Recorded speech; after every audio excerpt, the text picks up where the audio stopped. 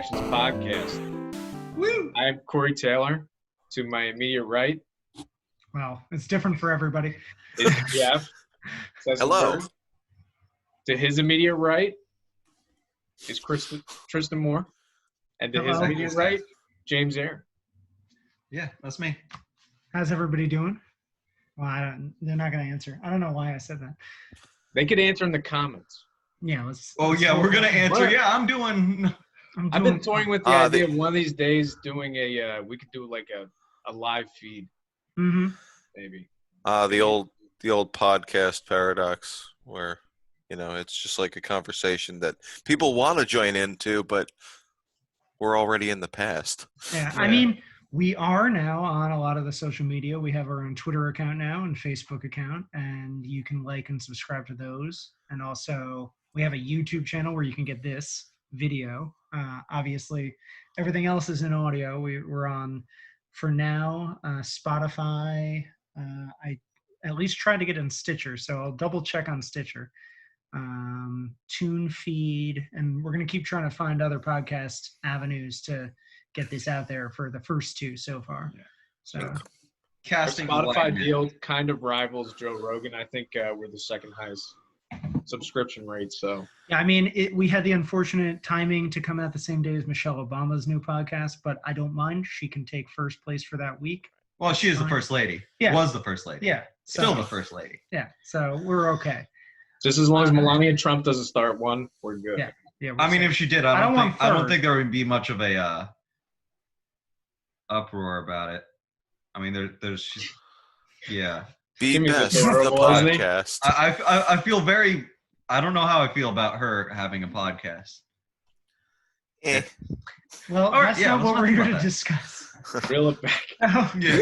So And we're the back. premise of the Interjections podcast now with the 90s bend. This is the mission statement now, We're guys. escaping reality. We're going back to our past when we were very young and we didn't see a lot of the movies that were coming out in theaters. So we're getting a chance to, at least in the early 90s, experience new films.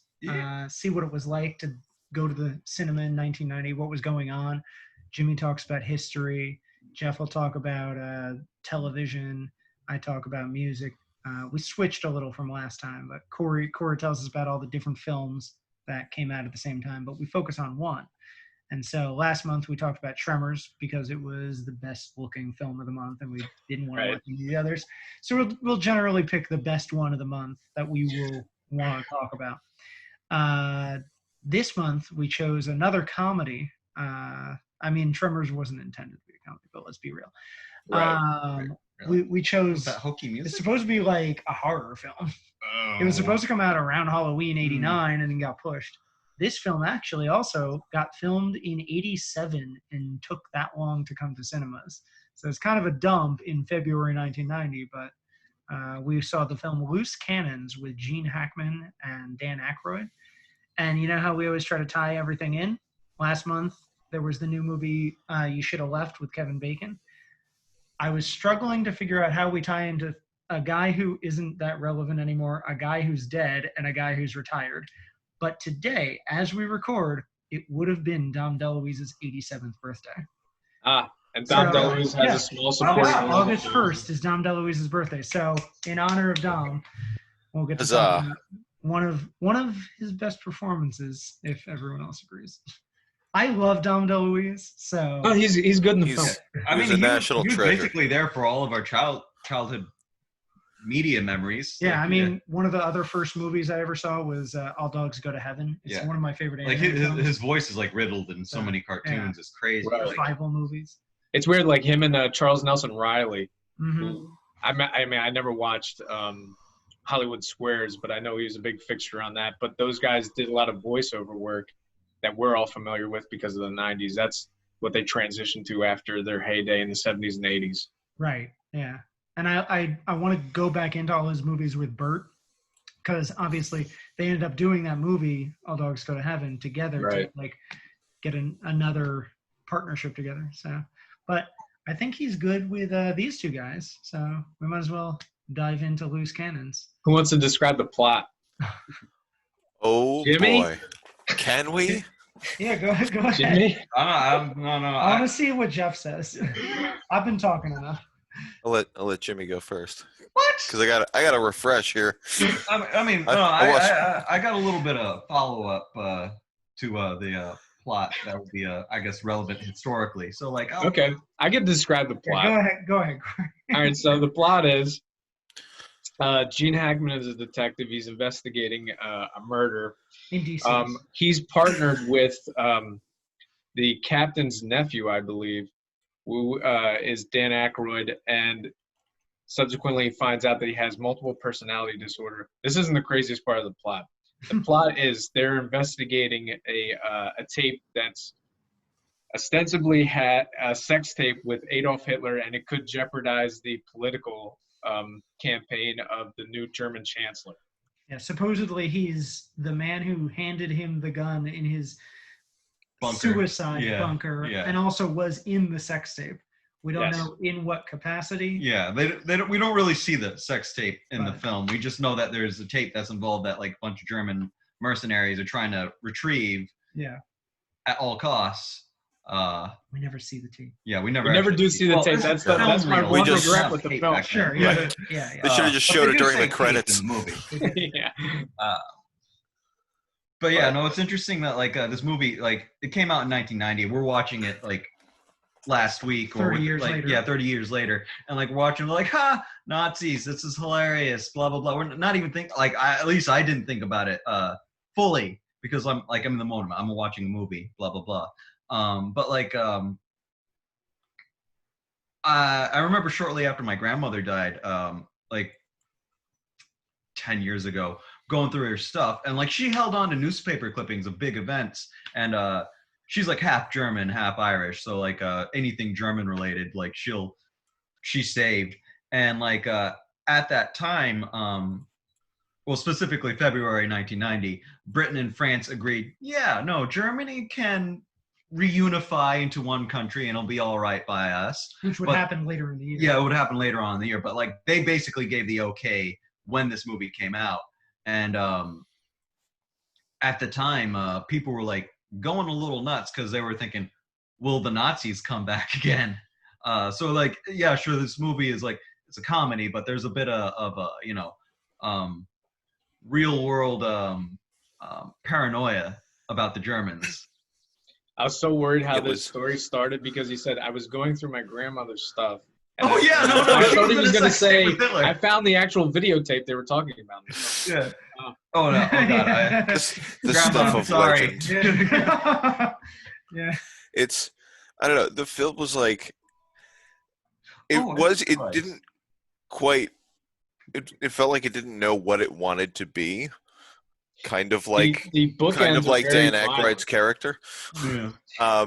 Because the thing was, in addition to Aykroyd having this multiple personality disorder, he also has sort of like this autistic savant thing going on. So like in the beginning of the film, he's recreating a scene that, well, we should go back and talk about the beginning of the movie. Yeah, we saw the beginning, and so it starts on this boat, and Dom DeLuise is with two other guys, and he's like, we gotta get out of here.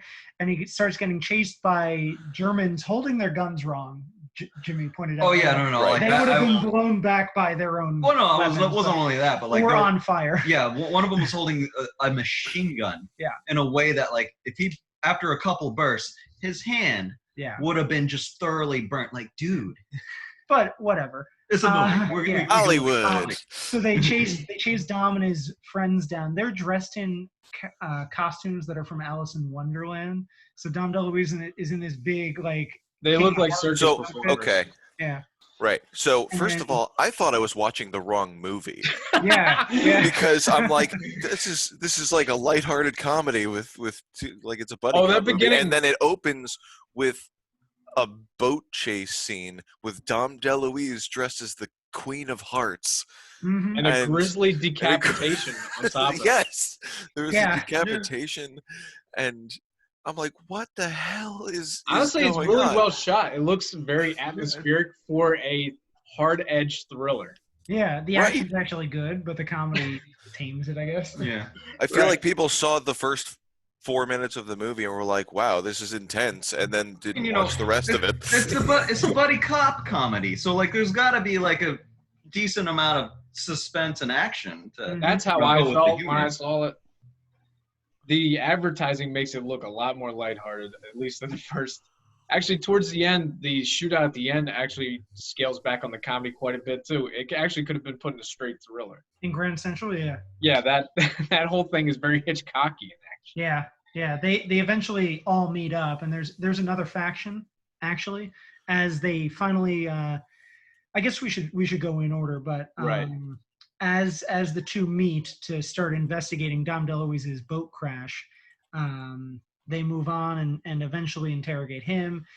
Gene finds out about his multiple personality disorder, and eventually they meet up with this other faction that's trying to track down the tape that's from Israel, like Right. Mossad.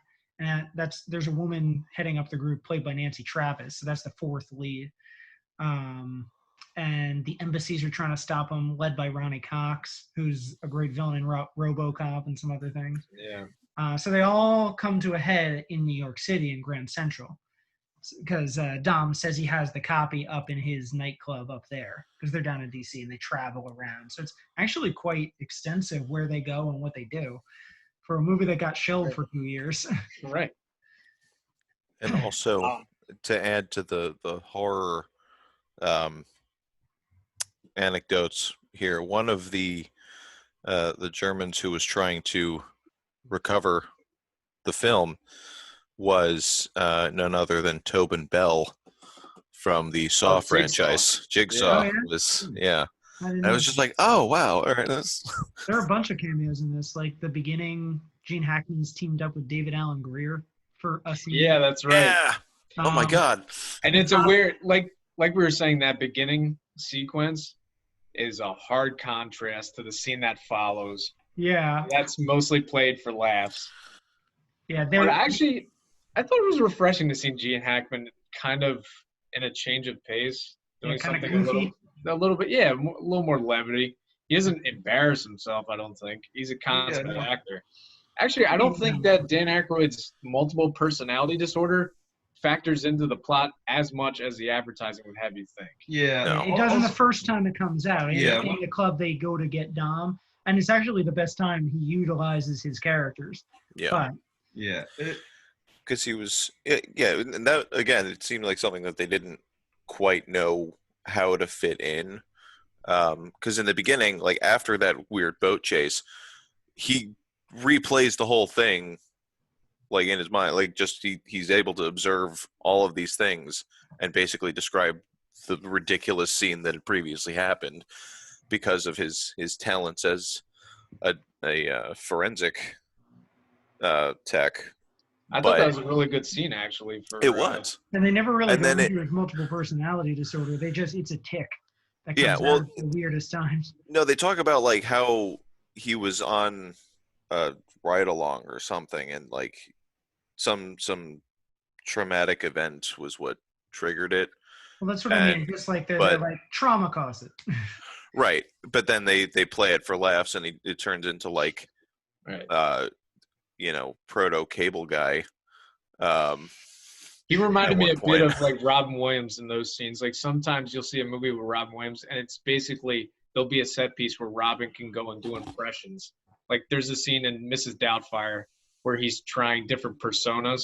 Yeah. It's like, okay, clearly this was something that they tried to shoehorn in there to display Dan Aykroyd's talent for mimicry, you know? Yeah, it's also I don't know, weird. I thought it was a little bordering on annoying how his multiple personalities were really more of a like just easy pop cultural references, because Yeah. like all of his like, and they're not really personalities that he dives into. He just like starts basically mimicking just characters. Like there's Roadrunner. I think he does Dirty Harry, right? Captain Yeah. Kirk. I think like There's even, a lot. yeah, there's a lot. Like there's like he does Bond at one point, which is yeah, obvious. it's Right. kind of like when you watch it and see it, and you see all the characters that he's like mimicking, referencing. It makes sense for that era, and I guess for that style of comedy. Like now today, you couldn't do anything like that today. because like you think like that's just The world's what are you too pop dumb? culture. Yeah, it's too pop culture-y and like Saturated with it. yeah. So Yeah, leave that to the scary movie folks. yeah. Yeah, I think they ruined this kind of comedy for us. Right. I think by scary But- movie like 3 or 4, they ruined this kind of comedy for The sure. first two were good. Yeah, they drove it into the ground. So like I was a little like I had to like just watching those scenes where he just like snaps into that episode. Mhm. Yeah. I just have to like just remind myself like that was just it's not like that was just a style of humor. It was Back then, interesting yeah. because like Dan Aykroyd is usually the straight man in these comedies, Mhm. and Yeah, like Dragnet. so is Hackman, and I'm like, so it was there were two straight men trying to do straight man funny man bit, and honestly, Hackman's performance was a lot like he just showed up on set and they were filming this movie and he was like, all right, fine, let's go along with this. I'm usually Because he a cop. just right. Yeah. But it was I don't know. It was just he was sitting in for the audience for the first half of the movie, like, what is going on, guys? Yeah, there's the part in the scene that you were talking about where he's recreating the crime scene, and he just turns to the captain and he's like, "There's something wrong with this guy." Yeah. Just very deadpan. Yeah. Right. So yeah, he is the conduit for the audience for the most part. Yeah. It eases you into like accepting his weirder quirks, especially when it is going to get really weird. So, Yeah. and the fact that Gene Hackman accepts him, like the scene where they howl together and Dom just shakes his head, it's like, Yeah. by now I'm fine with whatever they do. Like I was into it enough. So, Right. Well, that was, Dom DeLuise was honestly the best part of the movie, and the fact more we that talk about like, it, I like it all. Oh, But yeah. Dom is certainly the best. because like, It's the best part of well, any no, movie, then. Yeah. because I feel like they realized at the same time that he was the comic relief for the whole thing, and it was nice how they like he was this crime boss suspect character that then went along for the ride and was just like, Yeah. man, these guys are even more ridiculous than I am. Yeah. And he Thankfully, they vamps, didn't. but he doesn't do it too hard. I was about to Right. say, thankfully, he didn't try to duel with Aykroyd and going over the top. Right. Yeah. There are 3 types of comedy in each of them through the movie, and they all Right. blend enough to make like a and they nice. balance each other out too. Yeah, Like it's and they're definitely not, it's not too over the top. Right. But like it does, especially with Dan Aykroyd's character, it comes close to being over the top. I think what helps is that all of them feel like they could really exist. Yeah. That's what it is. The Sometimes weird when thing it's is, for a too movie big- like this, with a premise that could be this potentially tasteless, Hmm. the direction by Bob Clark is pretty grounded Yeah. for Right. the most part. That was the other thing. Bob Clark, who also directed A Christmas Story. Yeah, and Baby And Genius. Black Christmas. Baby Jin. Man, he was all over the board, wasn't he? Porky's. Well, I mean that kind of goes downhill. He does Christmas Story, Black Christmas, then Porky's. Baby Genius. I think he did Baby Geniuses 2 Super Babies as well. He did both. That was Yeah, he his did last both. film, Baby Geniuses too. But yeah, he was kind of a director for hire at this point in his career. Yeah. I mean, this is, like I said, it was made in 87, shelved for 3 years, sort of, 2.5. And it was actually, that's in between the 2 Ghostbusters. So it's kind of like a lark for Dan Aykroyd to go off and do this. It's before Mississippi Burning. It's like, Yeah. Yeah. it's not really like a follow-up to the things. Right now, they're both coming off of Oscar nominations. Gene for Mississippi Burning and Dan Aykroyd just got nominated for Driving Miss Daisy. So that would happen the next month, the Oscars. Oh wow! I completely forgot he was in Dragging the So Daisy. this is kind of like Yeah. in orbit. So I don't know if this killed his. This is so much chances. better than Norbit, though. Yeah. Oh, I mean, but it's that thing where you always have like the really prestige film. You get it's Dan Aykroyd's only Oscar nomination, and would this have like totally derailed his chances? I'm not sure. Sure.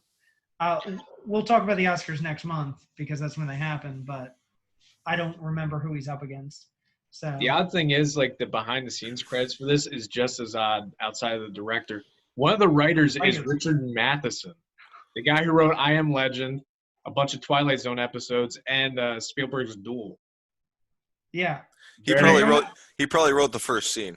Maybe. He wrote it with his son and Bob Clark. So I wonder who wrote the most. Did you guys notice who was one of the producers? No. Aaron Spelling. Oh, yes, I did see that. Oh, Famous yeah. TV producer. He made all the big sitcoms of the 60s and 70s. He also did like Beverly Hills yeah. 90210. Yeah, that was his big 90s thing. That's his next project. A lot of soap operas. Yeah. There's a lot of weird background information that we could talk about. Yeah, I know you probably have more notes than I do. The odd thing is, I guess in 2013 they found reels of this in a landfill in Calgary, Canada, and they were looking for evidence pertaining to a real life murder, and they contacted Dan Aykroyd, and he said that film should just stay in the landfill where they found it. He should be proud of this. Yeah. Not as bad. It had a $15 million budget and made $5.5 million back. That's worldwide too. That's right. Yeah. I think here it made about 2. Yeah. Wolf. You wanted to say something about the promotional ads for this, Tristan? The weirdest thing I found in the trivia was that they mention Andy Dick is in the art cover, but it's not really like the DVD you lent us just has the two of them on a blank orange background. But if you Google, I think I can screen share. I'll screen share later, but I have a tab open if you want to help me share this, Jeff. And I can describe it anyway. But it's instead of that orange background, there's like a blurry ambulance going by with Andy Dick stuck out of the back of it. He's not in the film.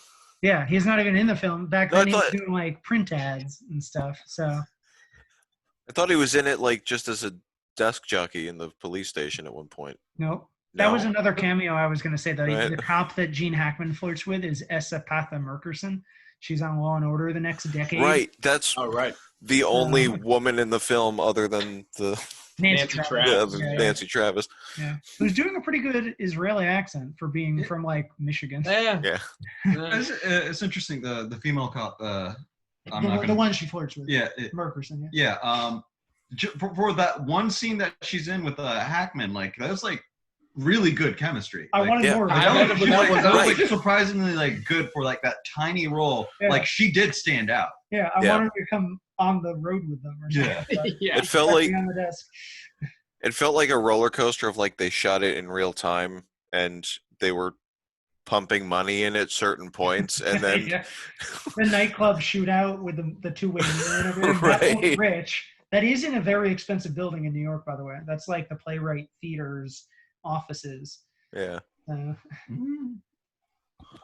So we should talk about our individual opinions on the movie. The weird thing is, if you go on Rotten Tomatoes, this thing has a 0%. It's generally considered the worst movies of both of the main actors' careers. Yeah, I think that's a little unfair considering some of the movies I've seen those guys in.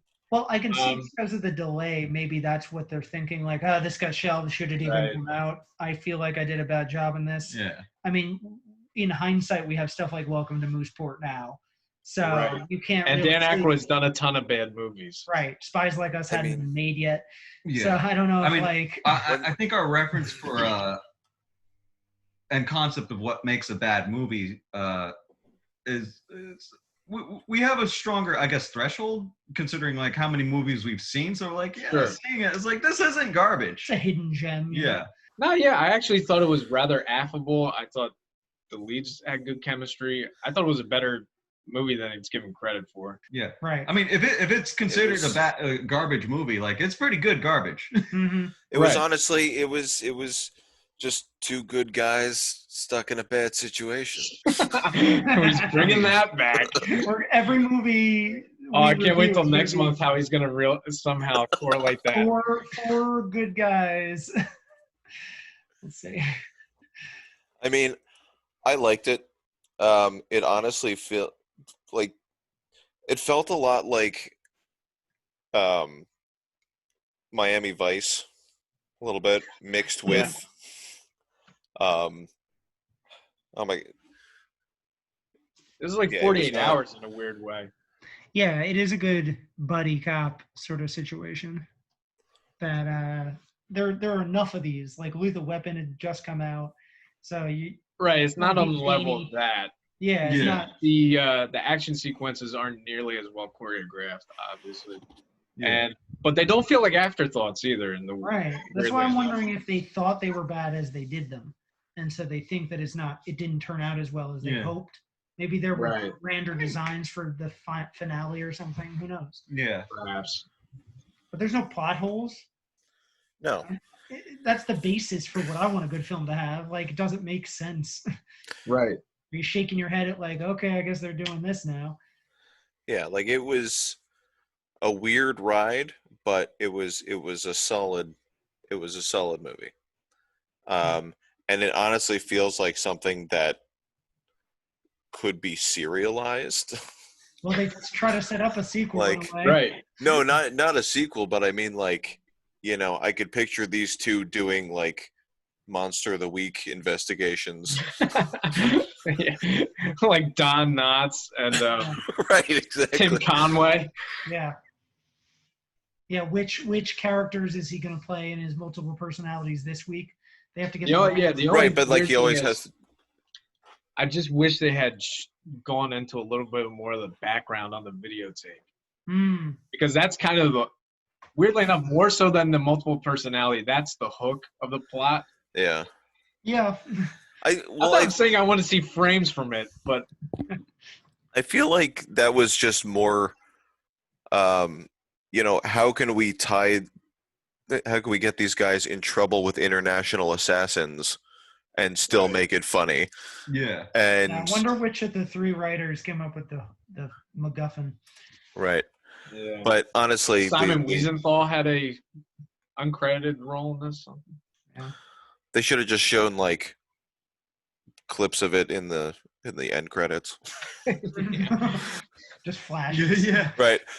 The blooper reel is just like, I don't know, Hitler's dick hanging out, because like at this point, you've shot through the rest of this movie.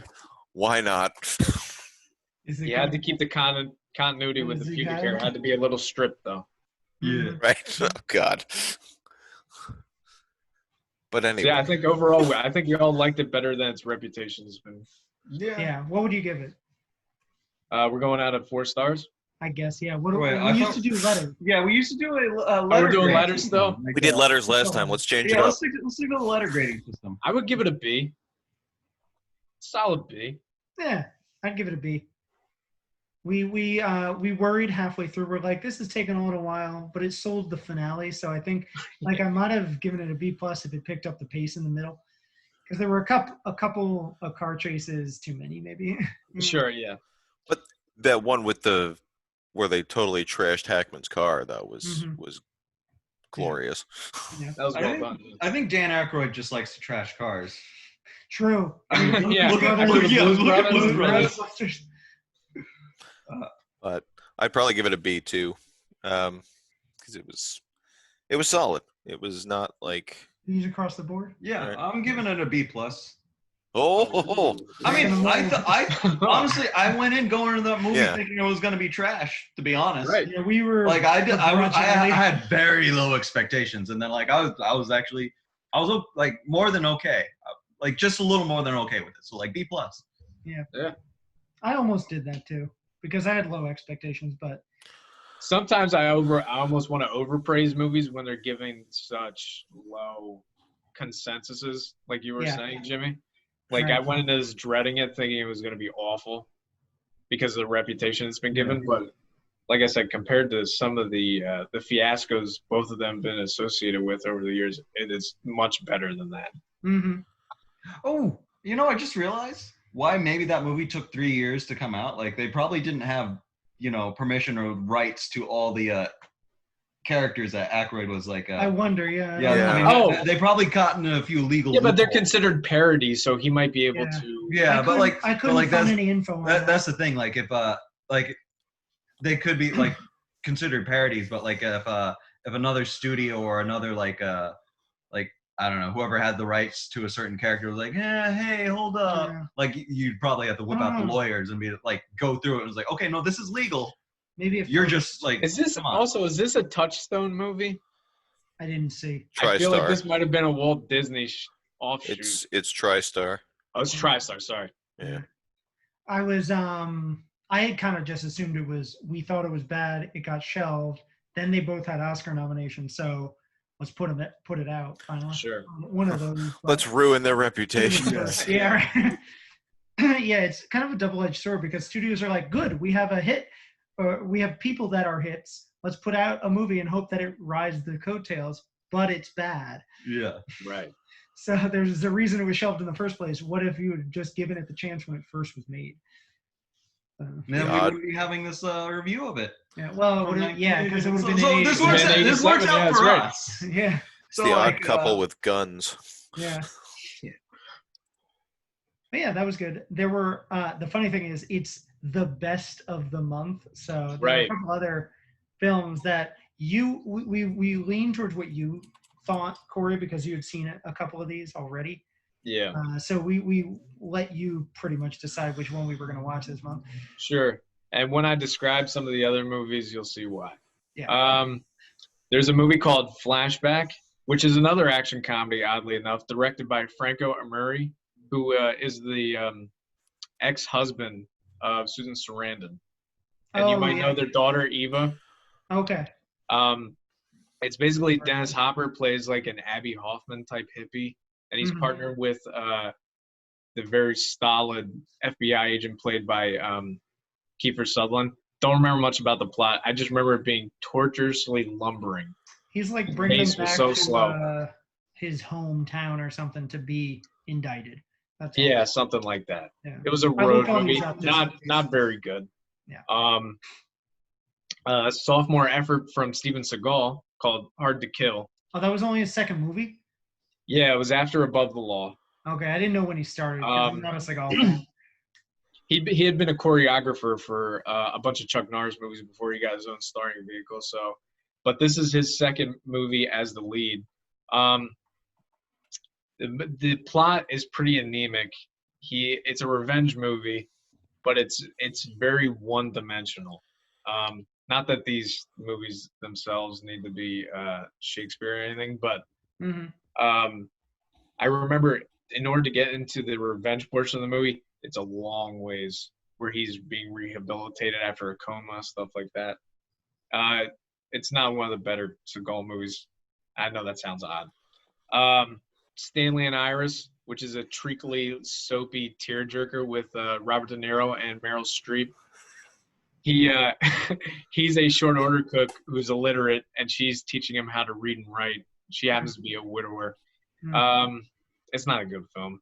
I almost get it confused with Frankie and Johnny. Oh, is that the one with Jane Fonda? That's the one with Pacino and Michelle Pfeiffer. Oh, yeah, they are kind of similar, I guess. Yeah, they're interchangeable in a way. That's when they're trying to win Oscars. This was the other movie if we didn't want to do 2 horror movies in a row, I would have said this was a good movie to talk about, was Nightbreed. Yeah. Which is Clive Barker directed fantasy horror hybrid. It's really imaginative. It's really well done.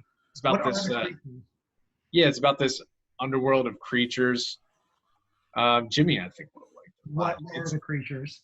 What are the creatures? Yeah. They all have different abilities.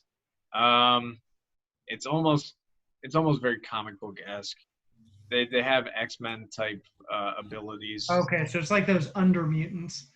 Yeah, kind of. But it's really well done, and Cronenberg plays the villain in that. And he's really good. Okay. Revenge, directed by Tony Scott, starring Madeline Stowe and Kevin Costner, and Aidan Quinn.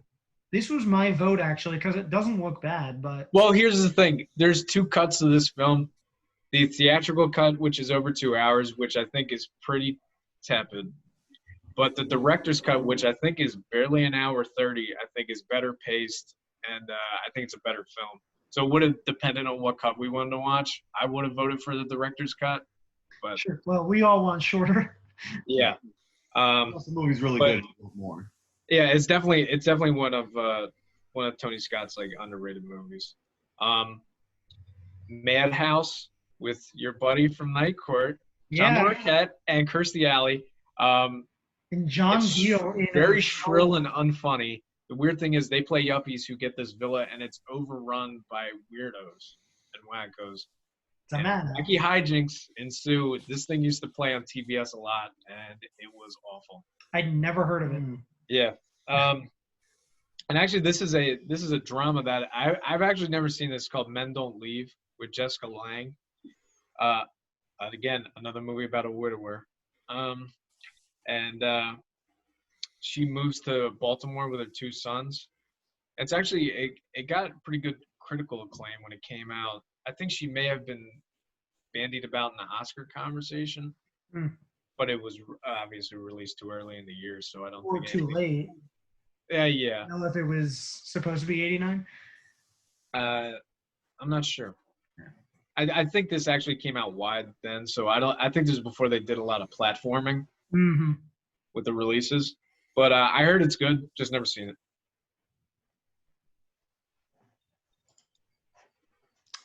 There was one other. I don't know if you had it on your list. I just double checked my list. Sure. Courage Mountain came out. Yeah, I could have talked about this, but I don't know enough about it. I just want to say how weird it is that there was a sequel to Heidi starring Charlie Sheen. Right. I don't think anyone wanted that. I think this is one of those Canadian tax shelter movies too, if I'm not mistaken. And who was I thought there was a love interest now. I think I was reading about something else at the same time. But yeah, so that's not really exciting. However, we have one other film that Jeff for poster boy great interest in. So we have something new. I'm going to share my screen. And then you will see what I have. So can you see this? This is last month. So I wanted to lead it from last month. So I'll have them listed like episode 1, 2, 3, that sort of thing. So to prepare you. So what I'm going to do is I'm going to show you the film. You have to guess the name based off of it. Like, what would you call this? I think that's a better way to go about this. Sure. But at first, we'll try to describe the plot as well. So here you go. So describe for the audio list, like the listeners, what is going on in this poster. All right. So you got Bob Hoskins leaning against the wall behind what looks like the ghost of Denzel Washington. Yeah, he looks like he's transparent. Yep. He had a mustache. With the log line, every partnership has its problems. Mm-hmm. Yeah, this is around St. Elsewhere time, so yeah, he had a mustache. Yeah. He had in Philadelphia 3 years later. So, all right. Do I guess now, or what do we? Well, you already got one thing. Okay. So I'm going to go to the next picture. Okay. A tough cop and a dead lawyer. Yeah, that was. See, the funny thing is, I think I remember talking about this, but I don't remember the name of it at all, nor do I remember the plot. So, I mean, honestly, it looks like Field of Dreams, but with Bob Hoskins in the criminal justice system. But Denzel Washington has the weirdest grin I've ever seen on that actor's face. This is an Oscar. Yeah, he's very unfamiliar with that smile on that mustache. He's not looking at Bob Hoskins either. Right. He's looking above him. It's almost like he's channeling Richard Pryor. Yeah. Yeah. While glancing at Bob Hoskins's bald head. Mm-hmm. And like you should just shave that off, Bob. I'm just, I don't know. It feels like a spiritual sequel to Roger Rabbit. Oh, well, yeah, that comes out. But, with the magical Negro cliche. Oh my God. Well, that's what they were doing then. So, what would you call this? Tough cop. Let's say you were pitching lawyer. this movie. What's the title you would come up with? Yeah, that's what I think we should do from now on. Ghost of Justice. That's a very MST3K title. Yeah. Do you want to try one more, or should I go? Let's see. Well, it is rated R, so yeah, that does change things. Is it directed by the fucking Ghost of Justice? Directed by Steve Tisch. Whoever I don't know. Oh no, he didn't direct it. Oh, is that the producer? That's a producer. It's so tiny. James D. Perriott. Okay. I don't know. I can't come up with anything better than Ghost All of right, here Justice you right go. now. It's called Heart Condition. What? Yeah. That's Yeah, why? So you want to hear the plot? Yeah. So in this crime-riddled neighborhood, these two characters, Bob Hoskins is the cop, and Denzel Washington is the ambulance-chasing lawyer. They hate each other because Bob Hoskins is a bigot and a racist, and just by happenstance, the Denzel Washington character goes on a date with Bob Hoskins' ex-wife right as Bob Hoskins is having a heart attack and nearly dying. Denzel Washington is gunned down, and they transplant his heart into Bob Hoskins' body, and then they have to solve Denzel Washington's murder. Huh. See, this is why I don't think it's worth it. This has a have you try 0% on Rotten Tomatoes, and it's well worth it. Yeah. So it's like Ghost, but It's like a Ghost comedy? mixed with Mixed with Return to Me. Blood Work. That Remember Clint Return Eastwood to Me? movie. Oh, what's Blood Work? Is that where they're trying to solve a murder? That's where Clint Eastwood is a detective, and one of the murder victims, he gets a heart transplant from them. Really? Yeah. It was a procedural. I think it was early 2000s. It was 02, yeah. Return to Me was David Duchovny gets. Oh yeah, Return to Me. Much better film. What was it? It's a romantic comedy where Minnie Driver gets like David Duchovny's dead wife's heart. Wait, was Right. there like a Or weird something? trend where people were getting dead people's hearts I don't and know. like seeing ghosts? And they just happen to know the people somehow, Well, that's all like tangentially or not. 5 years apart from each other because Yeah. this is. listen, the transplant list was a lot shorter But, back like, then. it's just this weird, Right. like weird trend for several different movies. Like back when Treasure Planet and like what was the other spacey? There was a heart transplant in Treasure Planet. No. I mean, I'm just saying, like movies like that. Oh my Like usually God. come out two or three of them He around the means same like time. Ants in a Oh. Bug. Yeah, That's exactly. sort of Like Ants in a phenomenon. Bug's Life, where Yeah. it's just like what, but like What was this, it? it sounds like it's just like, hey, yeah, no, like Jeff, what was the movie you They're- blacked out during that was animated with Brad Pitt? Titan AE. Sinbad? Yeah, Titan AE. That's the movie. There I'm we go. trying to think of. Oh, the one that I actually Or like. I passed out and then woke up in the last 5 minutes of the movie. I'm like, what is this? A movie about racism? And you're like, And we're all Yes, like, you chose this, Jeff. Good times. Poster boy. lifetimes ago. Yeah. Oh, So that's it? Just the one? Oh, yeah, I mean, we gotta can find stack them up multiple. next time. I can Yeah, do we also this all have to- day. When we're choosing the film for the next month, we gotta like hide what we're talking about so you don't hear the plots and everything. I was gonna say if we find any more that have really interesting posters, Yeah, definitely. I feel like Corey just like go ahead in the year. And, I feel like you guys should pick the movie and then just I'll watch it and then we'll talk yeah, about we'll it. see. I mean, next But month we'll- is easy. We've Oh also yeah. So we'll talk about that soon. But first, I guess we should transition into one of the other sections. Do you want to talk about television? What was going on there? I Sure. looked a little into it. I only found two interesting things that happened in February. In February, there were 4 TV premieres, There's one I Um, really want to talk about. including is it the Brady's? Yes, it is. Because here's the thing, 1990 was a year of ill-advised sequels, culminating in the CBS premiere on February 9th of The Brady's, which is a sequel to an actual sequel to the Brady Bunch that follows the Brady kids as adults. Only one didn't come back. Right. But it was just, in case you were wondering what happened to that family after, which it seems not that many people were, because this is the first time I've heard of it. Yeah, ditto. Yeah, Wow. because then they revamped it with the Brady Bunch movie like 8 years later, Right. which is very good. Yeah, both of those movies are pretty good. So Was it a sitcom or was it they tried to be dramatic with it? I think it was a sitcom. I think it was like still following the same. Hour long though. Which is weird because by the time the movies came around, that was kind of old-fashioned, so they had to put it in postmodern irony. Yeah. So I wonder if the TV show followed suit. Yeah.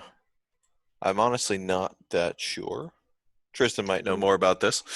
It was an hour-long show, and they had more dramatic. Hour-long. It was still sitcom-ish, but the weird thing, like, did you read what happens to some of the kids? Because there's a really interesting plot point that happens to one of them in the first episode. They get AIDS? Greg is a race car driver and gets in an accident and becomes a paraplegic. Oh my God! Oh my God! That's the craziest thing. But then Marcia goes, like, becomes an alcoholic. So one of the episodes is like them getting her off the bottle. Yeah. Classic comedy. Yeah. Classic comedy, ladies and Love the gentlemen. Brady kids. Watch Oh them yeah, bottoms up. derail their lives. Wow. Yeah. Watch the Brady's reenact Heart Like Steel. Watch the Bradys tear themselves apart. It's basically like proto This Is Us, but with established characters. Yeah. It's like if we saw the Wonder Years and they're adults now, and it's like Weenie and whoever Fred Savage played, like, are having a divorce because she had an affair with Phil or whatever. Yeah. So, Watch like, why Paul do go I through need- divorce They're having a proceedings. divorce because she decided she wanted to actually get into porn. oh God, the Wonder Years. Yeah, the other stuff isn't as big. Mike is trying to become a politician. That's the oldest son. I don't know if there was. Oh, the most interesting thing about this is that Greg's son is actually played in his first role ever by Jonathan Taylor Thomas. Really? The next year, Home Improvement would start, so he went from this to that. He's only in half the episodes, but that's neat. It's his debut. So, what were the other three shows? There was Rodeo Drive, which was a game show that we'll get into. Nasty Boys, which was a drama series based on the real lives of narcotics officers in North Las Vegas, based off of a movie by the same name, written and created by Dick Wolf. Oh wow! So Had he done anything else before this, or was this like the precursor? I'm sure he had, but I think this was, when did Law and Order come out? That was Next year? the next Oh, year. it was 90 as well. I think it comes out like September. Yeah, so this is probably like his last big thing before his legacy. And then A Family for Joe, which was a sitcom, and I seem to have not finished that summary. I did not look it up, so I only looked up the Brady's because I was like, I wonder how good it was. Yeah. Let me see here. Hang on. Not very. Yeah. The one fun fact I saw was that Teenage Mutant Ninja Turtles premiered over in England 3 years after the cartoon had started, and they changed the name to Teenage Mutant Hero Turtles Yeah, because they didn't want any violence. Well, I mean, anything like ninja related in Britain is considered like the same category as terrorists. Yeah. So. Really? Like Those turtles were like Antifa, man. Yeah, I mean, like owning nunchucks in England was like, Well, that's what happened. They got they took the nunchucks out of Michelangelo's shots, so they would cut the shots or like draw over it in the first few seasons, and that's why he kind of loses them for the rest of the series. He ends up with like a grappling hook for most episodes. Oh wow! Because of England, and Wow. because Europe would air the Hero Turtles. yeah, so like Yeah, because the whole idea of like that's I guess over like now. being ninja is like, oh no, you're a bad guy. They thought it was going to influence kids too much. So, What? Because ninjas don't like fighting. They don't like bad guys. So like they go out and do justice, and that I makes don't like, know. what? I Come guess- on. I think they were scared of kids like whipping sticks around. I mean, that's like what parents. yeah, well, that's what you're supposed to do. That's why that show existed, so that kids could like tie cardboard tubes together and hit each other. Yeah. I constantly hit my parents with my bow staff. Right? Oh yeah, and I was totally cutting up my neighbor's stuff with my katana. I was stabbing people with scythes. It was weird. Yep. I was trying to live in the Now we know sewer what and eat turtles pizza. are. So. Yeah, no. It's like it's I had funny. a pet rat. In Canada, they renamed Beast Wars Yes. to Beasties because like Yeah. wars. Oh no, Transformers. wars. Is bad. It's like come on. Yeah. Beasties. That sounds like a really bad like Monsters Inc. type sitcom Yeah.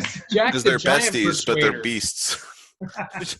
Oh wait. Hold up. Just so we What anybody was that the other, like They're besties, but they're Beast beasties.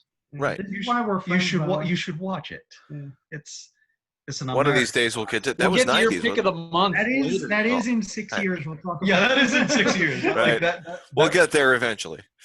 So real quick, let's just going back to Family for Joe for the second.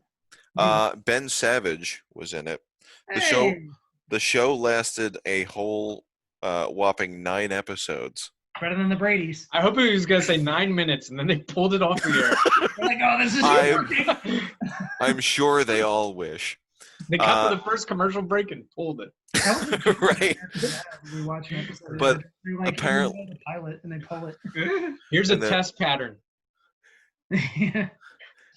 In the response section, Ken Tucker of Entertainment Weekly rated the series a D, stating that the kids are leering little creeps, the jokes are moronic, and Joe's homelessness is already absent from the show's current scripts. I want to see this show. Ken never gave anything enough. It lasted. That review. He was a tough critic, if I recall.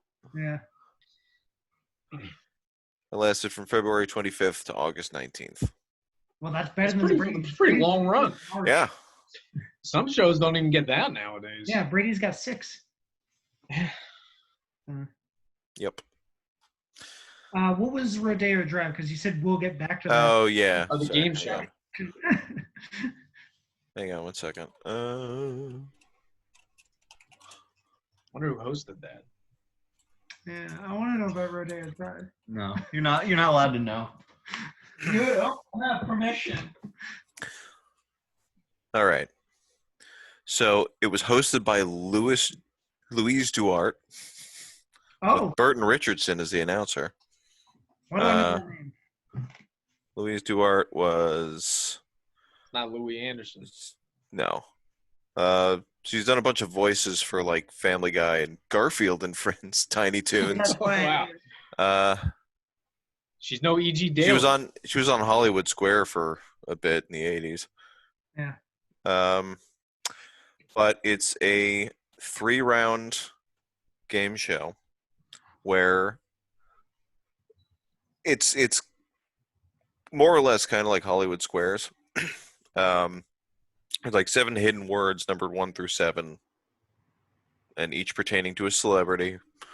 And then you had to you had to choose a number and basically just guess. It was just guessing words based on celebrities. I can see what last. Yeah, no, it's not. It was one of those like Coke-induced, like we need a game show idea. Yeah. Like everything Alec Baldwin does these days. Right. on the match game. Yeah. He's just doing old So- shit. It's always like, and Alec Baldwin's hosting this now. Sure. Yeah. Or So, Mike Myers in makeup. Mm-hmm. but then at the end, the contestant then got the chance to stroll down Rodeo Drive, which included 4 stores, each displaying a different prize, and then the bank. And each of And them each- became stalkers. Right. Celebrity stalkers. And then at each location, the contestant had to identify a celebrity based on overhearing gossip. This is a TMZ. What? Right. It was like a game show based on TMZ, Weird. or what would become TMZ. Yeah. What celebrity likes gerbils a lot? You want to visit Richard Gere's house on Rodeo Drive? Right. So Don't cut that. that was the other thing was that was a Lifetime premiere. Oh, So yeah, like on Lifetime. like on Lifetime. Huh. That was Wonder when so it was Lifetime very started. gossip heavy. Yeah, makes sense. Hmm. That was like your E network before E started. I don't know Yeah. when these networks officially started, but it's all around now. Yeah. Well, within the decade. Yeah, either 80s, 90s. Do you want to talk about history? Yeah, I mean, Not too much. happened. not too much happened. Like I said at the beginning, like Britain and France were like giving Germany the okay if they want to reunify, they can reunify, Right. and the rest of the That's world's about it. like paranoid. Is like, will the Germans still be bad guys? Essentially, I mean, there's a few like I don't know. The Soviet Union allowed for multiple parties to exist. Interesting. That's other than that, there was like little tidbits about like a couple athletes breaking records in sports I don't really pay attention to. That is an interesting thing. I did actually find yeah. a sports thing, which I'll talk about in a minute. Fuck. Crap. I forget what Notre Dame I think had the first like televised like something like they had the first like I lost it. First televised football game. Yeah. Like they Interesting. That's the only big thing I can think of for like the one sports. Yeah, the one thing that I saw for history was that F.W. de Klerk finally said he would release Nelson Mandela. That's pretty big. Yeah, no, that was but That's pretty big. it's a big deal. That's a big deal. I don't know. I mean, it's a nice little footnote in the history. Nice little mirror for us. Comparing what's going on now. Yeah. The one big thing that I saw was that they started having President Bush reopened the idea of having an open skies policy that had been initially proposed by Dwight D. Eisenhower, wherein superpower nations decided that everything was clear to fly over. And we had been obviously closed off from the USSR because of the Cold War and everything, but it was starting to like release. So like you could go over Ukraine or the Eastern Bloc and everything. Oh yeah. And what is as of, I think it said 2002, everything was running smoothly, but May 21st this year, the U.S. pulled out of the Open Skies Agreement. So that's relevant to today, I guess. Yeah. We're like lessening the good work that Bush and Eisenhower tried to do. Smoking was banned on cross-country flights in America. And a follow-up to last month, the Exxon trial was ending finally, and Exxon themselves was indicted on 5 criminal counts for that spill last month. So I mentioned the sports thing that was interesting. There was a huge pay-per-view fight that happened. You see where? Mike Tyson lost. Yeah, it was the biggest. To Buster Douglas? It was the biggest upset in sports history. Yeah. Was it Buster Douglas? It's the Buster Douglas fight, February. I remember that, yeah.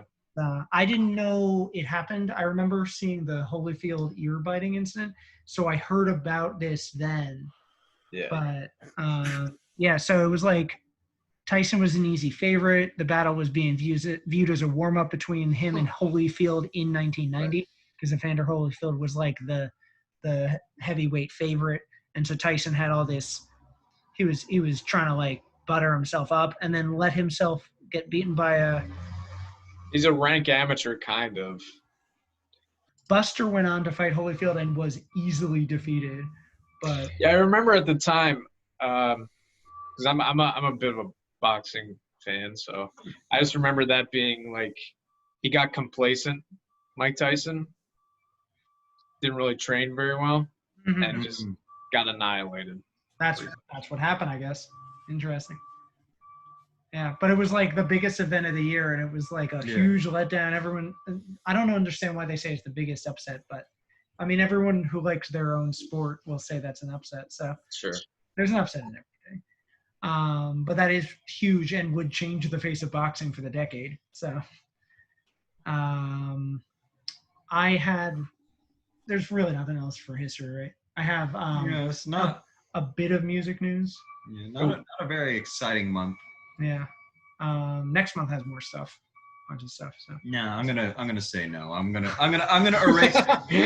I'm erasing history. Going back in time. Yeah. If I'm saying no to history. To erase something, this year's Grammys were one of the most important Grammys of all time, because it was the year that Milli Vanilli won Best New Artist. Ooh. So you all know. The controversy. Milli Vanilli. It was the group was basically this pairing of two guys. They were Robert Pilatus and Fabrice Morvan. I don't know if I'm pronouncing that right. I should have made sure. And they had a producer, Frank Farian, who later admitted that he had sung all the tracks on their album Girl You Know It's True. And so when they won Best New Artist, everyone was taken aback. It's the only Grammy in history that has been rescinded. And they didn't give it to any of the other new artists, who were Nene Cherry, Indigo Girls, Tone Loc, and Soul to Soul, which I think everyone's heard their big hit, whose name I did not write down, so I apologize. But there were plenty of deserving artists. And of course, Milli Vanilli was huge. And it was such a huge disappointment to find out that they weren't actually real. It's crazy to think that someone got away with that for so long. But it derailed Pilatus' life. He got into drugs and ended up dying of an overdose 8 years later. But they were honestly good artists on their own, and they were just chosen to like try to drum up this Fabian dude. So it's kind of a shame. But record of the year went to Bette Midler for Wind Beneath My Wings. It beat out 4 clearly better songs, but the time was like really soft, sad. That's a song for Beaches, right? Yes, yeah, it's from Beaches. It beat out The Living Years by Mike and the Mechanics, which was a supergroup with the drummer from Genesis. I think Genesis. It's Mike Rutherford, but it's a good song. It's similar in tone. So is The End of Innocence, The End of the Innocence by Don Henley, which they're both good songs, but they're not as treacly as Wind Beneath My Wings. Yeah. But the 2 songs that I like that have actually stuck around are She Drives Me Crazy by Fine Young Cannibals and We Didn't Start the Fire by Billy Joel. Great song. How did that not win? Yeah, I mean, in the test of time, We Didn't Start the Fire clearly won out, but right. I can understand like riding on the popularity of Beaches and everything. The thing was, they didn't really know what they were doing at the time. They still don't really know how to categorize a lot of things. And at the time, they had this big thing where they were trying to make like a hard rock performance. And they were trying to basically give Metallica an award because they were new and they were exciting. And they didn't really have a heavy metal category. So they stuck in this hard rock category. And they had like Guns N' Roses and Motley Crue and all those kind of like hair metal bands. But they had Metallica, who was the clear favorite. The 5th choice, Ian Anderson, was actually told not to come to the ceremony because it was obvious that Metallica was going to win. But Jethro Tull won Best Hard Rock Performance. It was so ridiculous. That was another huge upset that happened. Like everyone thought it was insane that actually happened. Mm-hmm. So much so that for their next album, Jethro Tull put out an ad that showed his flute. Like he was famous for like playing flute. He put it in like next to some rebar and he was like, "We're heavy metal." Yeah, not great. So that's the only Grammy that Jethro Tull ever won. They changed the category. They put hard rock back in with regular rock and had an actual metal category. And Metallica won the next 3 years. So Danny Elfman won his only Grammy in his first nomination. It was for the theme to Batman. Awesome. He would also be nominated for his Emmy. He would win for the Simpsons theme. Album of the year went to Nick of Time by Bonnie Raitt, which was kind of a comeback, apparently. I didn't know this, but in hindsight, like Bonnie Raitt apparently needed this to pretty much launch her career. At the same time, she beat out Tom Petty, who had just launched his own solo career. And that classic album that has stuff like Free Fallin' is on there. That was up for Album of the Year, but lost to Bonnie. His own supergroup, Traveling Wilburys, was up against that. That had like Bob Dylan and George Harrison in there. And then Fine Young Cannibals and Don Henley were also up against that. But and then Linda Ronstadt was the only other song of the year that was up for. Otherwise, it was 4 songs, like the End of the Innocence and She Drives Me Crazy was the one that was taken out. It was basically the same as Record of the Year, which a lot of people that aren't outside of the music industry constantly are like, Record of the Year, Song of the Year are basically the same thing. So, and once again, Wind Beneath My Wings won for that. So it's kind of a shame when that happens. And the one other interesting thing, Gilda Radner had just passed away. She won a posthumous Grammy for spoken word album. So that's kind of neat. Oh. But that's pretty much it for music this month. That was the big deal, the Grammys. So And I don't know if we want to continue this because it didn't really go over in the first episode that well. But births and deaths. There are no famous people that were born in February 1990, at least that I could find. And the only death was this guy, Michael Powell, who, if you know, like the Powell and Pressburger films of the 30s. Yeah. Like you guys, you two don't know it. Corey and I might. Yeah, I know Michael Powell. Yeah. But like they did the Red Shoes. That's their most famous one. Yeah. But I feel like it's kind of morbid to just be like, and this guy died, and this woman was born, and yeah. Well, anyone born after 1990, I really don't want to know when they were born. Well, the thing that I thought because then I just, we have Margot Robbie coming get into that hole. So that's kind of neat. We could talk about Margot Robbie a little bit, but like I feel like it's kind of useless to drag this out with, cool, it's Miley Cyrus's birthday. Technically, we could bring up Margot Robbie now because yesterday was July in modern times. True, her birthday's in July 1990. And we'll see. If there's anyone really interesting, we could talk about them briefly, but maybe if it's relevant, I guess. Nothing's ever relevant. That's why it's interjections. Yeah. Why don't one of you talk about your pick of the month? Pick of the month? Like pick of the month of 1990 or pick of the month of just pick of the month? No, like pick of the month right now, like we did last month where we talked about like thing you're currently into. I know you didn't really do this last month because you watched stuff with me. I mean, yeah, I watched stuff with you, but like I don't know. What was your favorite thing you did or saw this month? I mean, my favorite thing that I did this month was Gundam. I started rewatching some old series that I hadn't seen in a while. I mean, it was nice and short, but I watched the 8th MS Team, but like, that's, yeah. That was the thing that that's it. That's went out of my way to watch because I really wanted to watch it and completely forgot I had it on DVD, so I watched it on Hulu, and after I finished it, I was like, crap. I could have watched it on DVD and watched it in Japanese with subtitles. Because sometimes I don't like dub. It grates my ears sometimes to hear whiny American. Understandable. Whiny like people translating things that should sound a lot better in Japanese when it's whiny. It just I don't know. I personally sometimes can't stand dub. I'd rather put in the effort and read. There you go. That's good. But yeah, no, that was my jam this month. That's nice. Maybe for next month I'll watch an anime that's relevant to 1990. You don't have to. It doesn't have to be. Yeah, it's just something you're excited about this month. Yeah. Criterion's been putting out a lot of stuff because of that Barnes & Noble deal. So I watched Come and See. A great anti-war film. I don't want to describe too much about it because it's very harrowing. It's definitely not a movie you go into wanting to watch lighthearted. So,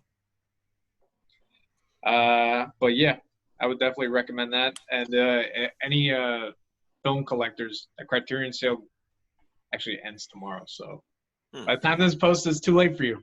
But hopefully you picked up some good stuff during the month of July. We're probably posting this on August 8th. Yeah. 7th, hopefully by Friday. Right.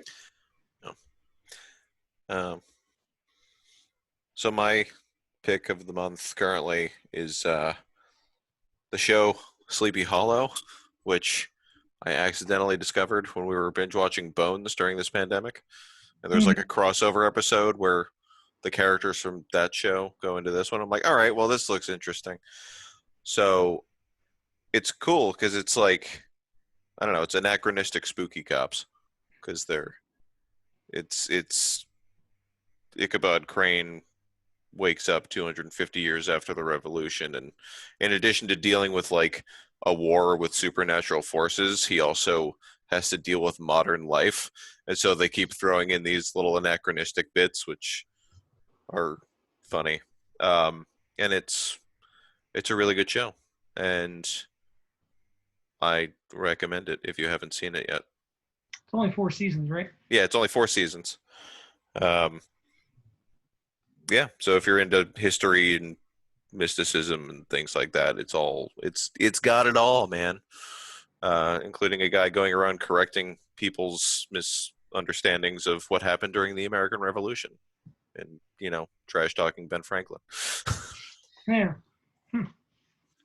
I actually was, while you're saying that, I was thinking of another thing I watched this month. I was actually going to talk about Palm Springs, the new film with Andy Samberg and Kristen Milioti. But this reminded me, I saw a movie with Nicole Beharie, or I think that's how you pronounce her name. She is the lead in Sleepy Hollow. She plays Jackie Robinson's wife in the biopic 42. Ah. I just saw that. Has Harrison Ford playing Branch Rickey. It's the whole journey that he takes to become the superstar that he was. And I was pleasantly surprised with 42, actually. That's from, I think, already like 7 years ago. But Yeah. But yeah, that was right before she went off and did Sleepy Hollow. And surprisingly, really impactful performances, and really a good gateway into like the old Dodgers and other teams of the day, if you don't know anything about that. And I love history, so I actually might go with 42 as my pick of the month because it was a pleasant surprise. And all of us are doing older stuff, so I'd still recommend Palm Springs, but I'm also just a Groundhog Day trope fan. So, but yeah, I go with 42. So cool. Nice. Also, because baseball came back last week, if it goes away briefly the end of this weekend, by the time the podcast posted, baseball might be gone again. I was gonna say the doubleheader with the Yankees got postponed because a bunch of games did because of Marlins. Uh-huh. Got people infected at Philly Stadium. Yesterday they announced something with the Cardinals. 2 employees got tested positive, and they had to shut down a game with them and I think the Brewers. So, like, if this keeps happening, they're going to shut down everybody. Yeah. And how do you keep, like, 900 baseball players, let alone, like, all the schools coming back? Anyway, 42 is a good movie. So, so if we're missing baseball by next week, go check that out. So, next month we'll have a treat for you because I think we might have a triple threat. Not only is there one really good film, there are 2 others that we could talk about as the main focus. But I know we're going to focus on one for sure. So we have a very good treat in for you. So hopefully you check out Loose Cannons. Yeah. Yes. Like, subscribe. Mm-hmm. Remember the Twitter. Tell your friends. It's at Podcastjections is our Twitter handle. And if you just search for the Interjections podcast, you can find it in any podcast venue or on those 2 sites. So, it's the one that has that sweet 90s graphic. Yeah. Yes. Yeah. Yes. So, all right, kids. We'll see you next time. Doodles.